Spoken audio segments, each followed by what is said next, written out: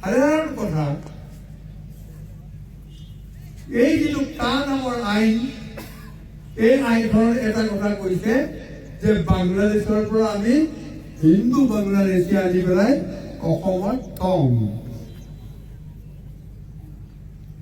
তাৰপিছত ৬ষ্ঠ অনুচ্ছেদ অনুসৰি অসম চুক্তিৰ তেওঁলোকে আমাক সাংবিধানিক ৰক্ষা কৱচ দিব। এই কা নামৰ আইনখনে অসমীয়া জাতিক এটা মৃতদেহলৈ পৰিণত কৰিব।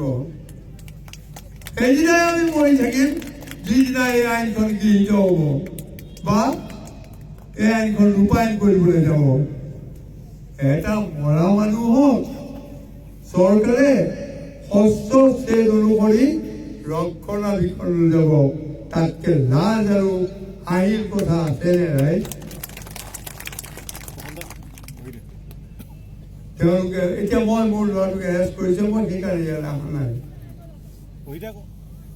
কথা হ'ল মোৰ ল'ৰাটোৰ দুই এটা শব্দৰ মাজত সংযোগ নাই, এইটো ময়ো স্বীকাৰ কৰোঁ।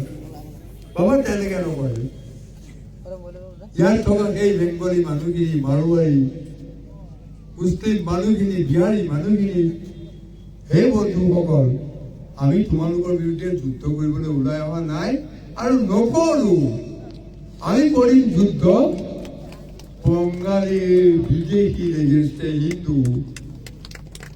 এতিয়া ভুল কথা হ'ল সংযম শব্দটো অকল আমাৰে থাকিব লাগে নেকি? ৫টা নিৰীহ ল'ৰাক গুলীয়াই যিদিনা হত্যা কৰিছিলা সেই অসম আৰক্ষী সংযম ক'ত আছিলে? সেইদিনা সংযম ক'ত আছিলে? সংযম সেইদিনা সৰ্বানন্দৰ পকেটৰ ভিতৰত সোমালে, তপন গগৈৰ পকেটৰ ভিতৰত সোমালে, হিমন্ত বিশ্বৰ পকেটত সোমালে। আমাক বৰ ভালকে কথা ক'বলৈ কয়, চৰকাৰ গাড়ী পাৰি কথা ক'লে আকৌ ক'ত ভৰাই দিম গম নাপাবি।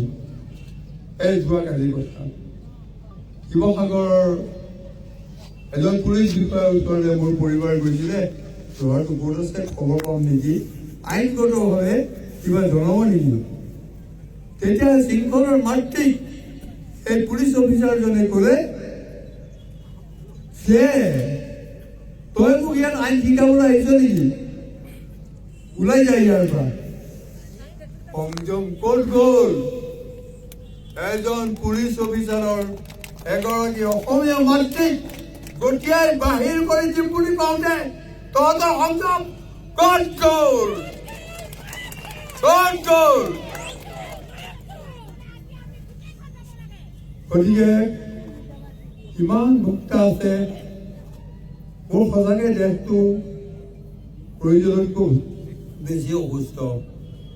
ল'ৰাটোৱে যিদিনা ক'লে মই যাওঁ দেউতা, দেশে মাতিছে নহয়, মই বোলো যা। কিন্তু মইতো মোৰ অভিজ্ঞতা কওঁ, অসম আন্দোলনৰ সময়ত আজি মনিৰুল ইছলামৰ সাক্ষী আছে, মোক জাঙিয়াটো পিন্ধাই শিৱসাগৰ থানাৰ পৰা হেণ্ডকাপ লগাই কোৰ্টলৈ লৈ গৈছিলে। ল'ৰাটোক ক'লো পাৰিবিনে? মাৰ বাবে উলংগ হ'ব পাৰিবি? যদি পাৰ যা। আমাৰ গাৰ্লছ কলেজৰ মুখত মোক পুলিচে কোবাই কোবাই ছাত্ৰীসকলক কৈছিলে যে চা এইয়া তহঁতৰ নেতা জয় অসমৰ অৱস্থা চা। ল'ৰাটোক কৈছিলো পাৰিবিনে? যদি পাৰ যা।